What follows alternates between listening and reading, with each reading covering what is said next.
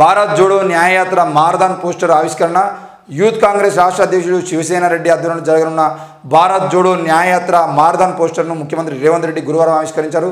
ఈ యాత్ర ఈ నెల 10వ తేదీన జరగబోతుంది. ఈ కార్యక్రమంలో పాల్గొనాలని సీఎం రేవంత్ రెడ్డిని యూత్ కాంగ్రెస్ రాష్ట్ర అధ్యక్షుడు శివసేన రెడ్డి కోరారు. మార్చి 10వ తేదీన ఆదివారం ఉదయం 6 గంటలకు కృష్ణకాంత్ పార్క్ నుంచి యూసోగూడ వరకు మారథాన్ జరగనుందని తెలిపారు.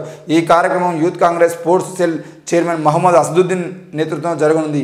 ఈ కార్యక్రమంలో పాల్గొని ఇండియా కూటమిని బలపరచాల్సిందిగా యువకులను విజ్ఞప్తి చేశారు.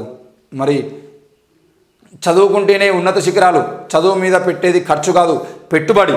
దొరలకు ఇష్టం ఉన్నా లేకున్నా అసెంబ్లీలో గడ్డం ప్రసాద్ను అధ్యక్ష అని పిలవాల్సిందే. చదువుకుంటేనే గుర్తింపు గౌరవం. డాక్టర్ బాబు జగజ్జీవన్ రావు భవనం ప్రారంభోత్సవంలో సీఎం రేవంత్ రెడ్డి అని చెప్పేసి మనం వార్త చూస్తున్నాం. బాగానే ఉంది, బాబు జగజ్జీవన్ రావు భవనం కట్టడం బాగానే ఉంది. మీరు చెప్పిన స్పీచ్ మంచిగా ఉంది. చదువుకుంటేనే ఉన్నత శిఖరాలకు పోతామని చెప్పేసి మీరు మాట్లాడిన మాటలు స్ఫూర్తిదాయకంగా ఉన్నాయి. మరి దొరలకు ఇష్టం ఉన్నా లేకున్నా కూడా ఈరోజు గడ్డం ప్రసాద్ అనే ఒక దళితుడిని అధ్యక్షాన్ని పిలవాల్సిందే. అంతే, దళితుడు అని మాట్లాడలేదు. కానీ ఈ లోపల ఉన్నటువంటి మీనింగ్ ఏంది అని అంటే, దొరలకు ఇష్టం ఉన్నా లేకున్నా అసెంబ్లీలో గడ్డం ప్రసాద్ను అధ్యక్షాన్ని పిలవాల్సింది అంటే ఏంది అర్థము? అంటే దళితుడు ఉన్నాడు కాబట్టి దళితుడిని అధ్యక్షాన్ని పిలవాలని వాళ్ళకు లేదు కాబట్టి అధ్యక్షాన్ని పిలవాల్సిందని చెప్పేసి ఒక రకంగా మన బతుకులు ఎట్లా ఉన్నాయో రేవంత్ రెడ్డి చెప్పిండు. అయితే నేనేమంటున్నా అంటే, చదువుకుంటేనే ఉన్నత శిఖరాలు అంటే చదువుకోవడానికి ఎక్కడ ఉన్నది? ఇక్కడ చదువు కొనడమే ఉన్నది కానీ చదువుకోవడం ఎక్కడున్నది? మొత్తం కార్పొరేట్ విద్యను పెంచి పోషిస్తూ కార్పొరేట్ విద్యా సంస్థలకు ఎక్కడ లేని విధంగా పర్మిషన్లు ఇస్తూ కార్పొరేట్ వ్యవస్థ ఇక్కడ పెరిగిపోతూ ఉంటే పర్మిషన్లు ఇస్తూ ఈరోజు చదువుకోవాలని చెప్తే ఇక్కడ చదువుకుంటారు. మా బిడ్డలు ఎస్సీ ఎస్టీ బీసీ మైనార్టీలు చదువుకుందామని గురుకులాల మొక్కన పోతే ఎస్సీ గురుకులాలు, బీసీ గురుకులాలు, ఎస్టీ గురుకులాలు, ఆశ్రమ గురుకులాల్లో కూడా కనీసం ఎక్కడ మైనార్టీ గురుకులాల్లో కూడా ఈరోజు చదువుకుందామంటే ఫుడ్ చక్కగా ఉండదు. అనారోగ్యం పాలన పడడం, సమయానికి కోడిగుడు కూడా సమయానికి ఇచ్చడం పరిస్థితి లేదు. నీళ్ళ సౌకర్యాలు ఉండవు, బాత్రూమ్ సౌకర్యాలు ఉండవు. బాత్రూమ్ అయితే ఇంత చెండాలం అంటే ఇక్కడ షాద్నగర్ నుండి కొద్ది దూరం పోయేది ఉంటే ఒక గురుకుల పాఠశాల ఉన్నది.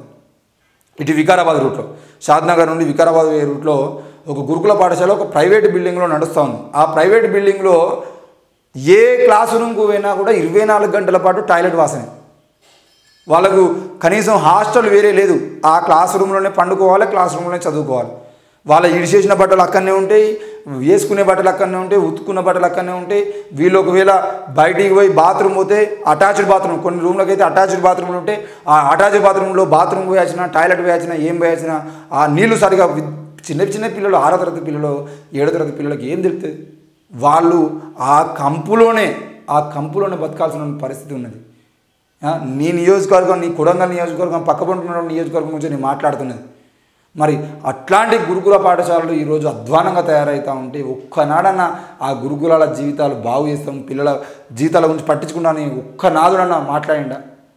ఈరోజు చదువుకుంటేనే ఉన్నత శిఖరాలంటే మేము మా బతుకులు మొత్తం ఆ బాత్రూమ్ల దగ్గర చదువుకోవాలి, ఆ సరైన సమయానికి తిండి లేకుండా చచ్చుకుంటూనే బతుకోవాలి, మాకు సరైన ఫుడ్ లేకుండా మీరు ఏది పెడితే గదే తిని బతకాలి. అంగన్వాడీ దగ్గర నుండి మొదలుకుంటే డిగ్రీ కాలేజీ వరకు ప్రతి దగ్గర, ఆఖరికి యూనివర్సిటీలో కూడా సమయానికి తిండి పెట్టకుండా, యూనివర్సిటీలో కూడా విద్యార్థులకు సరైన చదువు చెప్పకుండా, యూనివర్సిటీలో కూడా కనీసం ప్రొఫెసర్షిప్లు, ఈరోజు ప్రొఫెసర్లు అన్ని పోస్టులు ఖాళీ ఉండేది ఉంటే వీసీలు ఖాళీగా ఉండే, వీసీల నియామకం జరగదు, ప్రొఫెసర్ల నియామకం జరగదు, అసిస్టెంట్ ప్రొఫెసర్ల నియామకం జరగదు, సరైన సమయానికి ఎగ్జామ్ జరగవు, సరైన సమయానికి నోటిఫికేషన్ ఉండదు, వాటికి సంబంధించిన క్యాలెండర్ ఉండదు. ఏమీ లేకున్నా కూడా మేము ఉన్నత శిఖరాలు ఎట్లా అధిరోహించాలి, బాగా చదువుకొని మేము ఎక్కడ గౌరవం పొందాలన్నా కూడా రేవంత్ రెడ్డి చెప్తే మేము తెలుసుకుంటాం. మరి కాంగ్రెస్ ప్రభుత్వం అధికారంలోకి వచ్చింది, మీరు ఎంత మేరకు చదువుకోవడానికి అవకాశాలు కల్పిస్తారో మేము కూడా చూస్తాం.